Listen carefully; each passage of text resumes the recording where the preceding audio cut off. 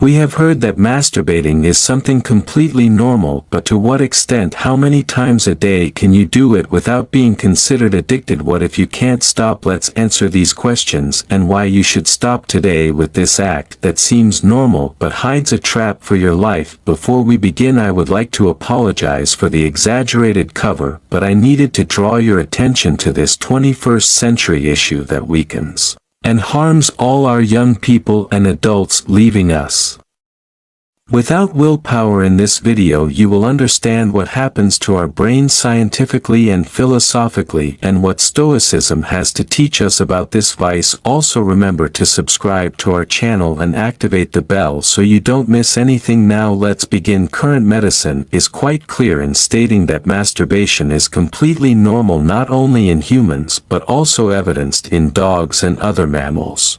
But this view of normal masturbation was not always so in the past. Masturbating was thought to be immoral, especially in men, because unproductive seed production prevented people from reproducing. In the case of women, it was believed that masturbation could distance them from men by finding pleasure on their own and without assistance. To this moral burden was added the physical burden, stating that masturbation caused diseases, so it was not advisable to practice it at all. But let's return to the present. What do we know about masturbation, especially for men suffering from insomnia? What is known is that it induces sleep. The French Institute of Health and Medical Research concluded that the male brain deactivates sexual desire after orgasm. The cerebral cortex, the area responsible for conscious thought, goes to rest once the man reaches climax. This, in addition to nullifying the desire to continue having sexual relations, facilitates sleep. Therefore, many men fall asleep after sexual activity.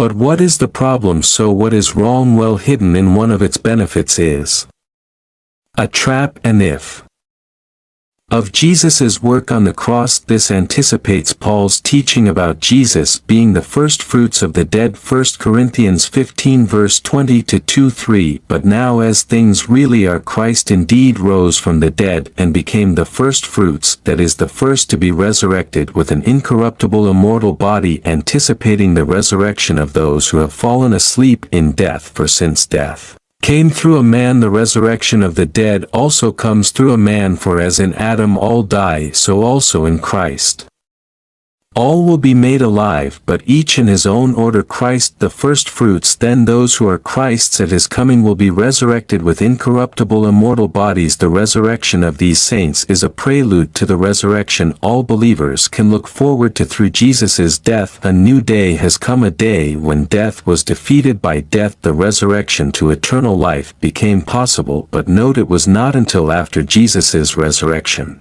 that the occupants of these tombs were raised and entered Jerusalem, where they appeared to many. The Bible does not say whether these resurrected saints died again or went to heaven with the Lord Jesus. The death of the Son of God shook nature itself. The popular preacher Charles Spurgeon stated that men's hearts did not respond to the dying Redeemer's agonizing cries, but the rocks responded. The rocks were split. He did not die for the rocks, yet the rocks were more sensitive than the hearts of men, for whom he shed his blood. It is best understood that Matthew intended us to see that the earthquake occurred on the day Jesus was crucified, and then on the day he was revealed as risen. The power of new life was so strong that it brought back some of the good people who had died. This is one of the strangest passages in Matthew's Gospel. Matthew does not provide us with much information, and we do not learn about this occurrence from any other source. Number 3. The veil of the temple was torn in two. Matthew 27 verses 50-51. And Jesus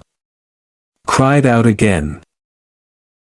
Intimate thoughts of Seneca. Explored the depths of human passions, a legacy that still captivates us. For the Stoics, masturbation was not just a quest for carnal satisfaction but an opportunity to explore the limits of the body and mind. They saw it as an exercise in self-awareness and a path to true freedom. In their philosophy, mastery over worldly passions and pleasures was a conquest that elevated the human spirit. Epicurus asserted that it is not nights of pleasure but self-control that Distinguishes a good man in this context the ability to enjoy pleasure while understanding and containing it makes a difference in someone who has reached a higher level of self-awareness. Instead of being slaves to our desires, we must be their masters, as Seneca reminds us with his philosophical perspective. Stoic reflection on masturbation is not simply about repression but deep understanding and self-mastery. This translates into the ability to direct our emotions toward a journey of conscious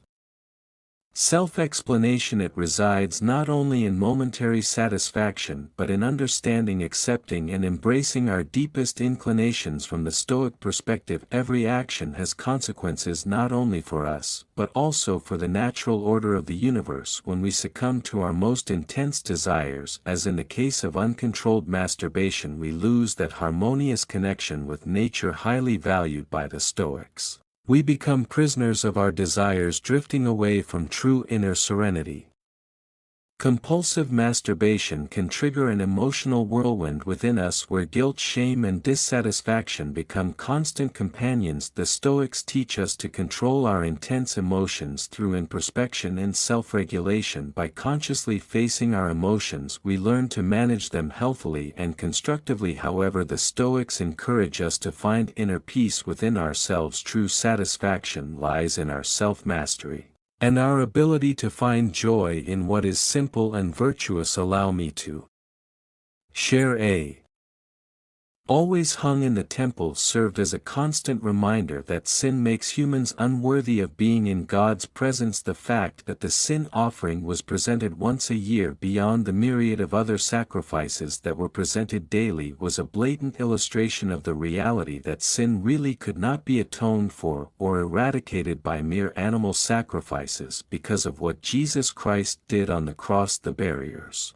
that used to separate God and people were destroyed, and now we can approach God with confidence and boldness. Hebrews 4 verses 14-6. Therefore, since we have a great high priest who has passed through the heavens, Jesus the Son of God, let us hold firmly to our confession of faith. For we do not have a high priest who is unable to empathize with our weaknesses, but one who has been tempted in every way just as we are, yet he did not sin. Therefore let us approach the throne of grace with confidence, so that we may receive mercy and find grace to help us in our time of need. Jesus' body was torn, and so was the veil, each signifying that now we can boldly approach God. We have a high priest presiding over the heavenly courts to ensure that the believer has full access. At the moment Christ died, the heavy woven curtain separating the two main rooms of the temple was torn by an invisible hand from top to bottom. The death of the Son of God was also accompanied by massive tremors in the natural world,